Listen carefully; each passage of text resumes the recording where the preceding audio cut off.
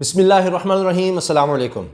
बहुत ज़्यादा तनकीद हो रही थी और अचानक सब ज़ुबानें खामोश हो गईं। ऐसा क्या हुआ कि इमरान खान साहब की मुलाकात होती है व्लादिमीर पुतिन से, उसके बाद मुश्तरका एलामिया आता है, इमरान खान साहब का बयान सामने आता है। वो लोग जो गले फाड़ फाड़ कर तनकीद कर रहे थे, ये इमरान खान ने क्या किया, क्यों चले गए रूस, दौरा ख़त्म क्यों नहीं कर दिया, पता नहीं क्या क्या, ये हुआ वो हुआ, ऐसी ऐसी बातें कर रहे थे। जो सबसे बड़े एक्सपर्ट थे सिफारतकारी के, वो अचानक खामोश क्यों हो गए हैं।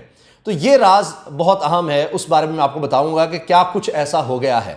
पहली चीज़ तो ये कि ये बातें भी हो रही थी कि देखिए जी, पुतिन बड़ा चालाक निकला, रूस का सदर। उन्होंने जानबूझकर इमरान खान को ऐसे वक्त पर बुलाया जहां पर फैसला कर लिया था कि हमने हमला करना है, और जो ही उन्होंने ये सोचा हुआ था कि तारीख या वक्त तय था कि जब रूस ने यूक्रेन पर हमला करने का सोचा हुआ था, तो इसलिए इमरान खान को उस वक्त बुलाया कि सारी दुनिया ये कहेगी कि जनाब इमरान खान को, पाकिस्तान के वज़ीर-ए-आज़म को इतने सालों के बाद, 23 साल के बाद एक वज़ीर-ए-आज़म आ रहा है, इमरान खान पाकिस्तान का वज़ीर-ए-आज़म 23 साल के बाद आ रहा है, और इतने ज़बरदस्त ताल्लुकात होने जा रहे हैं जो माजी में उनके बड़े बुरे ताल्लुकात थे रूस और पाकिस्तान के। तो ऐसे वक्त में क्यों व्लादिमीर पुतिन जो है वो यूक्रेन पर अटैक करेगा।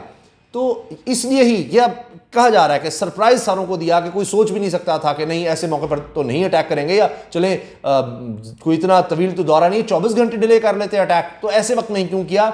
ये उन्होंने फ़ायदा उठाया, दुनिया को एक सरप्राइज दिया कि कोई सोच भी ना सके जनाब ऐसे वक्त में यूक्रेन पर हमला हो जाएगा। तो उन्होंने इस्तेमाल किया जनाब इमरान खान को, पाकिस्तान को। ये बड़ी चालाकी दिखाई जी व्लादिमीर पुतिन ने। अच्छा, ये बात हो गई।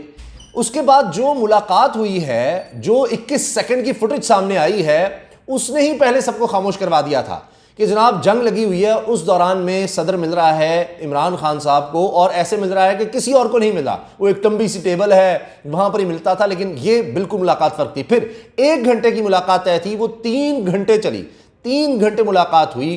तो इसमें क्या क्या बातें हुई वो भी सामने आ गई हैं, क्या क्या पाकिस्तान ने हासिल किया। तो इमरान खान साहब ने अपनी वहां पर गेम कर दी है, उस बारे में मैं आपको बताऊंगा कि फिर ये आखिर क्या हुआ कि दौरा इतना अहम हो गया, और फिर यानी जो सोचा नहीं गया था वो सब कुछ हुआ। अच्छा, इसके साथ साथ आप देखिए कि पहली चीज़ जो मैं आपको बताना चाह रहा हूँ ये कि अगर आपको मेरी बात का यकीन नहीं आता, या आपने उनको सुनना है जो कह रहे हैं कि जी ये बड़ा गलत था, नहीं जाना चाहिए था, अमेरिका और उसके इत्तेहादी इतने ताकतवर हैं, उनको नाराज़ कर दिया, फौरी वापस आ जाना चाहिए था, तो आप सिफारतकारों से पूछ लें। यानी कोई बीमार होगा तो डॉक्टर के पास जाएगा, कोई आपको मसला है तो आप एक्सपर्ट से पूछेंगे। और मैंने इस हवाले से जो पाकिस्तान के मेरी नज़र में सबसे बड़े एक्सपर्ट हैं उनसे बात की है। उन्होंने जो बातें बताई हैं वो बड़ी हैरानकुन है। वो मैं आपके सामने जब रखूँगा तो आप यकीनन खुश भी होंगे और आप दाद भी देंगे सिफारतकारी की। अच्छा, अब आप देखिए कि सिफारतकारों से अगर आप पूछें, तमाम सिफारतकारों ने यूनानिमस कहा कि बहुत अच्छा किया इमरान खान साहब ने, ये बहुत अहम दौरा था, और ये अब तारीखी दौरा इसलिए कि अब अमेरिका से हटकर आप बैनुल-अक़वामी सतह पर आप हर एक से ताल्लुकात बना रहे हैं। अच्छा, इसके अलावा एक और चीज़, अगर अमेरिका इतना ही ताकतवर होता, इत्तेहादी इतने ही ताकतवर होते, तो आज वो भाग क्यों गए हैं। यानी नेटो की तरफ से ऐलान कर दिया गया हम अपने फौजी नहीं भेज रहे। चीन ने इस वाज़ेह तौर पर कहा कि ये तो हमला ही नहीं है, इसको हमला कहना मुतसिबाना है, ये तो एक फौजी ऑपरेशन है जो करना पड़ा है जी, रूस को हम उसके साथ हैं। तो अब आप देखें कि अमेरिका भी भाग गया है, वो भी नहीं फौज भेज रहा, और नेटो के अलायंस भी नहीं भेज रहे। अब यही मसला था, क्योंकि नेटो में जितने ममालिक शामिल हैं उनका मुआहिदा ये है कि अगर किसी एक मुल्क पर हमला हुआ तो वो सब पर हमला तस्वुर किया जाएगा और उसका जवाब यूनानिमस दिया जाएगा, सब मिलकर देंगे। यूक्रेन उसमें शामिल होना चाह रहा था, ये उसको शामिल करना चाह रहे थे, तो रूस ने कहा जी ये नहीं हो सकता। तो अब ये सारा मामला बिगड़ गया। अच्छा, 21 सेकंड की सिर्फ वो फुटेज है कि जिस तरह से मुलाकात हुई है इमरान खान की व्लादिमीर पुतिन से, जो सामने लाई गई है वो, उसके बाद तो 3 घंटे जारी रही। फिर आप देखिए कि इमरान खान साहब का जो बयान आया, मैंने बताया ना कि सारे नाक़दीन खामोश हो गए कि जी व्लादिमीर पुतिन ने बड़ी चालाकी की है। इमरान खान को भी देख लेना आप कि उसने क्या कहा है। वहां पर खड़े होकर इमरान खान साहब ने बयान जारी किया कि जी जंग किसी मसले का हल नहीं है, यह अफसोसनाक सूरत हाल है, ऐसा नहीं होना चाहिए, और सिफारती सतह पर उम्मीद करते हैं कि ये मामला हल होंगे रूस और यूक्रेन के दरमियान। वहां खड़े होकर कह दिया है। फवाद चौधरी ने वहां पर खड़े होकर, वज़ीर इत्तलात ने रूस में खड़े होकर कहा है, आप उनका इंटरव्यू देख लीजिए, जिसमें वो कह रहे हैं कि हमारे लिए यूरोप और अमेरिका भी बहुत अहम है, हमने पूरी दुनिया से ताल्लुकात कायम रखने हैं, लेकिन ये नहीं हो सकता कि हम उनके कहने पर चलें, उन्होंने कहने जी हमने रूस से ताल्लुकात नहीं बनाने, हमने रूस से उसी तरह ही दुश्मनी रखनी है, ये नहीं हो सकता। अच्छा, इसके अलावा इमरान खान साहब ने जम्मू कश्मीर की बात की है कि इसको पुरम तौर पर हल होना चाहिए। जम्मू कश्मीर की बात की है, भारत के सबसे करीबी अलाए रूस के सामने, वहां पर ये जो 3 घंटे बात हुई है, इसमें तमाम अफगानिस्तान की सूरत हाल, खित्ते की सूरत हाल, उस पर बात हुई। इमरान खान साहब का जो बयान सामने आया उसमें कहा है जी बैनुल मज़ाहिब हम आहंगी होनी चाहिए और हम रूस से तवील मुद्दती कसीरुल जहती ताल्लुकात चाहते हैं। फिर आप देखें कि जी भारत में जो कुछ हुआ है, भारत की तरफ से क्या हुआ है, आप हैरान होंगे। भारत का आप मीडिया देखें कि ये क्या हो गया, इमरान खान साहब वहाँ पर चले गए, क्यों, ये तो हमारे दोस्त थे, सब कुछ क्यों हो गया। मोदी डिस्कस कर रहा है कि अब हम क्या करें, यूक्रेन से 22,000 भारतीय हैं, उनको किस तरह से मंगवाएं, वो सारा उनको पड़ा हुआ है।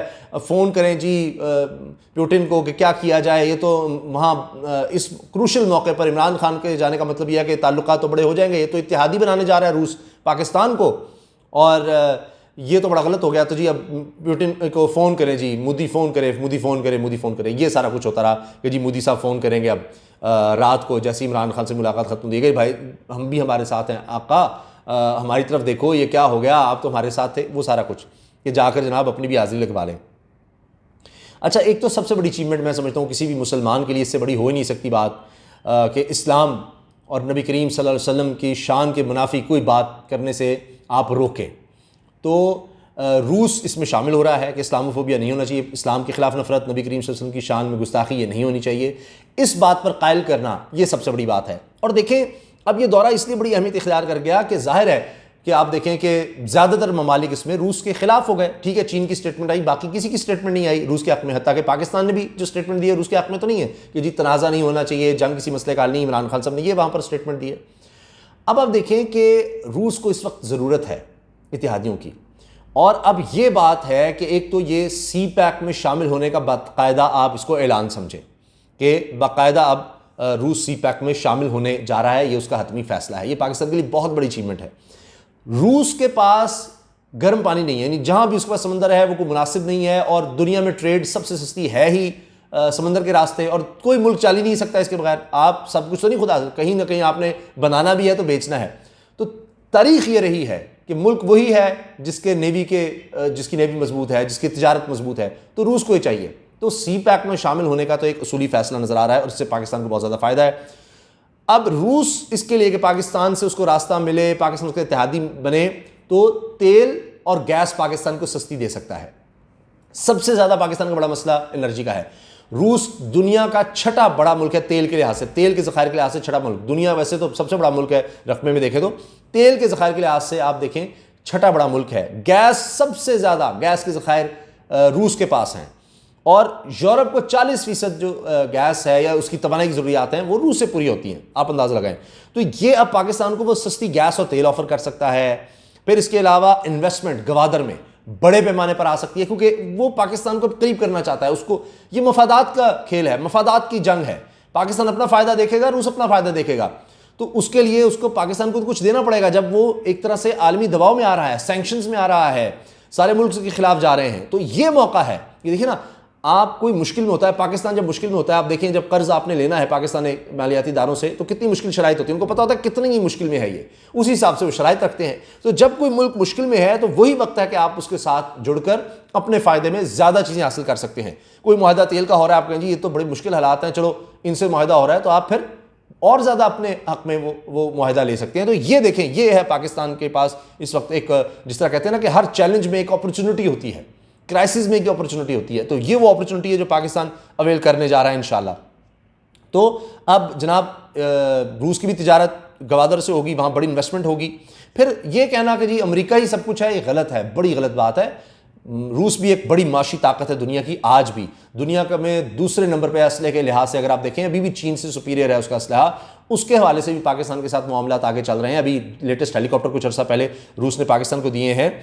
S-400 का सिस्टम जो दुनिया में बेहतरीन माना जाता है, वो रूस के पास ये डिफेंस सिस्टम, जिसने भारत को भी दिया है, तुर्की को भी दिया है, तो चीन भी वो इस्तेमाल करता है।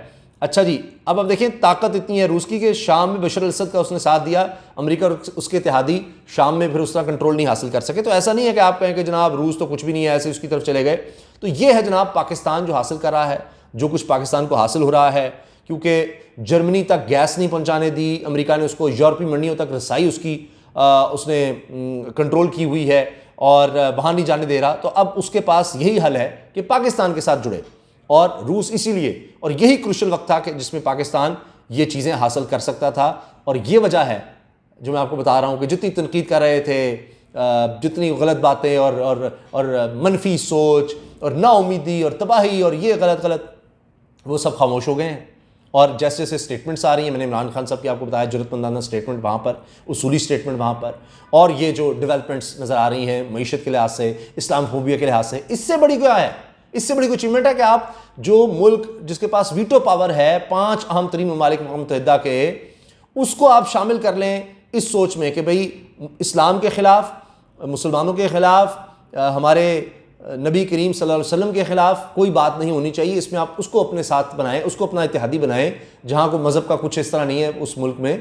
तो ये इससे बड़ी अचीवमेंट किसी मुसलमान के लिए क्या होगी? तो यही बहुत बड़ी बात है। तो इसी पर सारों को खामोश हो जाना चाहिए। लेकिन बहरहाल जो दीगर चीज़ें मैंने आपको बताया सारी हैं, पूरी डिटेल मैंने आपके सामने रखी। तो ये कहना जी व्लादिमीर पुतिन बड़ा चालाक है, उसने बड़ी चालाकी से इमरान खान को ऐसे वक्त में बुलाया कि दुनिया हैरान रहे, कि दुनिया सरप्राइज़ हो जाए कि भाई अभी नहीं अटैक करेगा, अभी नहीं अटैक करेगा, ये तो इमरान खान वापस आज अटैक करेगा, उसने उसी वक्त अटैक कर दिया। तो उसमें हासिल भी बड़ा कुछ किया है पाकिस्तान ने, वरना 1 घंटे की मुलाकात 3 घंटे क्यों चलती है। और ये जो मैंने सारी डिटेल दी है, ये सब कुछ क्या उस तरह हासिल हो सकता था? और पाकिस्तान देख लिए कोई पार्टी नहीं बना, वाज़ेह तौर पर प्राइम मिनिस्टर वहाँ खड़ा होकर कह रहा है कि जी जंग किसी मसले का हल नहीं है। तो ये बहुत बड़ी बात है। आपकी इस बारे में क्या राय है ज़रूर आगाह कीजिएगा। अल्लाह हाफिज़। पाकिस्तान जिंदाबाद।